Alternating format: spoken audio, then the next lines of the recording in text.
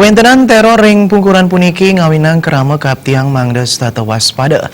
Pengupaya sane presiden kelaksanayang sekadi antuk nangyang malih kewentenan pos keamanan lingkungan ring widangan soang-soang. Masyarakat mestinya proaktif. Pengurati hukum Made Kartika banget marisal selang kewentenan terorisme sani kantos ngutuang korban. Kewentenan teror punika mejantan mawasana majang kecerptian widangan rumah sok ring Bali.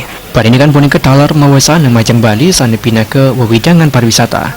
Resi jeroningnya ke kecerptian pelemahan, siasan pengerembe saking aparat keamanan, kerama mandat talar kaptiang nang yang malih kewentenan pos keamanan lingkungan.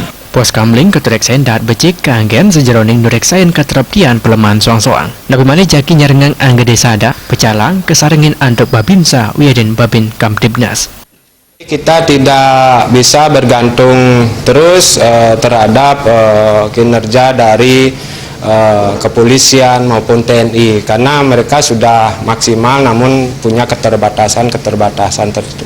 Nah, kitalah masyarakat mestinya proaktif atau pedulilah dengan lingkungan sekitar kita. Misalnya itu kita berdayakan lagi pos-pos ronda yang setiap pojok banjar, setiap pojok desa itu ada pos kamling itu yang itu mesti digiatkan lagi dari seluruh komponen lapisan masyarakat adat kita.